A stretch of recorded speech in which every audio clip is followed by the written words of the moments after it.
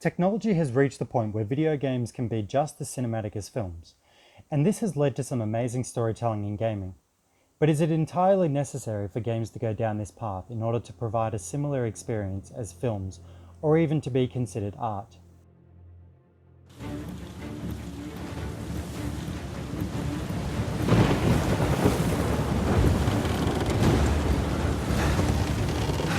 Crap. This is really not good. Cinematics are being used more widely in video games today.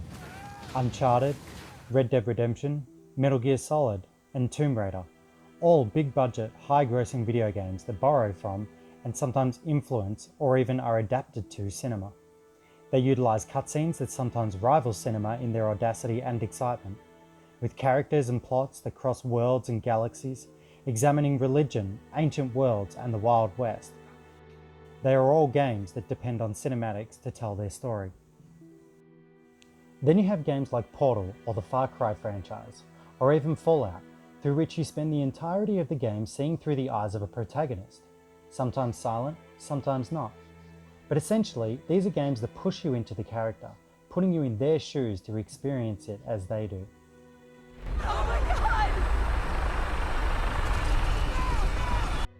Then we have games that seem to be almost pure gameplay, from platformers and strategy titles to ones that are heavy with hidden mythology and depth. Games that utilize a world and its surroundings to tell its story without relying on so many cutscenes or a first-person view. Games like The Witness, Journey, or Dark Souls. So which games tell the best stories? Which are more cinematic? Is it the ones with incredible production values, vast cast of characters, and huge stories? Or is it the more personal but often far-reaching ones that allow the player to experience the story through interaction? Or maybe it's those games that aim for complete immersion through heavy gameplay that are actually more cinematic. Cinema, after all, is an unbroken experience. You sit in place for about 2 hours or so in a dark room watching it play out from beginning to end. What I've come to realise is that the idea of games striving to be cinematic is something that is projected onto them. Obviously, cinema is an inspiration. Hiring actors and using techniques from cinema makes sense, but games are very much their own thing. Like cinema uses theatre and writing, games use techniques of cinema, taking lessons from cinema as opposed to copying them and building upon these ideas. Games are coming into their own as ways of telling a story cinematically. The Last of Us felt like a milestone in games, with a genuine complexity to its characters and a real emotional journey for those in the game and those playing it. It's an amazing game, and yet people enjoyed it sometimes the same as when they watch a movie. Putting yourself at risk? It's pretty goddamn stupid. Well, I guess we're both disappointed with each other then. What do you want from me? Admit that you wanted to get rid of me the whole time. Tommy knows this area Oh, better fuck than... that. You could watch it without actually playing it and still get something out of it. But it wasn't just because it was cinematic. Rather, techniques were used that made you care. Things learned from cinema. The detail of the world, the animations, the interactions, and the intensity of the gameplay were just as important as the cinematics.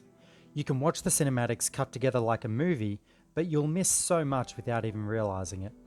The Last of Us works because of how good both the cinematics and the gameplay are and how they affect each other. Often in games, it's hard to get away from the constant fight some games have between story and gameplay, like the need to include guns in everything just to give you something to do, the shooting sometimes being the weaker part of the game, or the one thing you want to do more than anything because the story just isn't interesting. These situations can make it difficult to have an emotional moment with a character after you've watched them gun down wave after wave of enemies. The Last of Us and Uncharted 4 have found a rhythm between utilising both cinematics and gameplay, rather than depending on one or the other. There are still moments, of course, where we're pitted against wave after wave of enemy, but they fit a little more smoothly into the story now, alongside enough non-violent exploration moments that add a little bit more to the adventurous experience, along with some very good character work. You can give it another shot. Come on, double or nothing. My car could really use a good cleaning. Really? You gonna start the smack talk There's now? this mode called easy mode. I just switch it. It's way easier on Nope, just easy keep mode. talking. Keep talking. What are you gonna do? I'm warning What are you. you gonna do? I'm warning In you. real life, what Hey, can you do? I'm Show telling me. you. What can you I'm do telling in you. real life? What do you think about that? Hey, are you happy? Yeah, of course. You? Really? The story is genuinely well told between the action scenes, but those sequences add to the story. You care about the characters making it through the violent moments because you experience the gentle ones. Animation and performances match that of the design work of the gameplay and the world. You genuinely enjoy the cutscenes. You want to sit and watch the cutscenes like you would a movie, and doing so improved the gameplay and vice versa. I found it interesting that two of my favourite games in the past years, Nier Automata and the Dark Souls series, are so different in their approach. While one is incredibly story driven, the other is almost pure gameplay, actively pushing the story into the background, making it something you can completely ignore unless you want to look for it. Often, cinematics are seen as the easiest way to tell stories. It's much more difficult to tell a story that has to be experienced in a game rather than being shown. The player has to pick up notes, read writing on walls, talk to NPCs. You can no longer rely on facial expressions, and the player might even look the wrong way at an important moment. One of the double-edged swords of the interactivity video games allow that films don't have to deal with. Cinematics guarantee the player gets the story when they need it.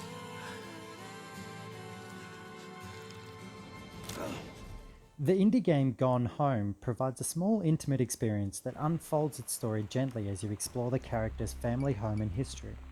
It even inspired the add-on to Rise of the Tomb Raider, which followed an extremely similar formula, but in a AAA setting. But this doesn't work for all games. Let's take a look at Final Fantasy VII, a game made in 1997, right after three-dimensional graphics in games was becoming a more viable option. Even though it was made over 20 years ago, there are cinematics in that game that we can look at today for their power in what they did for the game and its story. The sweeping shot of Midgar. It immediately sets up the world, but also the importance of your mission, simultaneously showing how big the place is and how small you are. You don't even know what your mission is, but you know it'll be tough. The death of Aerith in Final Fantasy VII is a scene still discussed in gaming today. When Aerith died, the combination of the music, imagery, and the fact that you'd spent so long with these characters made you want to go on harder from this point, to really fight more to the end. Showing this moment in the standard game view would have worked, but seeing up close Cloud's helplessness in this moment was important. Now the player had a reason to fight. Cloud had lost something, the villain had taken something from the characters, but now you had lost something also. A character was taken from you, control stripped from you, the way Aerith was. Now it becomes personal. There has always been the concern that games have tried too hard to become like films. But games are evolving at such a pace alongside technologies, allowing us to tell the stories from our heads in ways that fit the way we imagined them. Cinematics and being cinematic are storytelling devices. Performances are finally starting to feel as real in games as they do on the stage or in film. Limitations are disappearing and control schemes are opening up with virtual reality and haptic devices. Video games have become a media with which we can do almost anything we want. Developers can tell stories they want, give any experiences they want, and create any world they want. Cinema has always been about telling stories, but video games allow a level of freedom in creation, and players have a trust in the creators in the same way we have for directors of films, allowing them to become as powerful as cinema. Games with great stories have always existed in spite of the limitations put on them. Now we are in a place where one of the best games in recent years, one with simple but perfectly executed interactions, was made by one person. And AAA titles can compete as storytelling experiences with blockbusters of cinema. Like films, if you put the time into it, anyone can tell a good story using video games. It's not so much about games being art, it's about the tools that allow us to make art. And it's not whether games can or can't be cinematic, it's about whether they choose to be.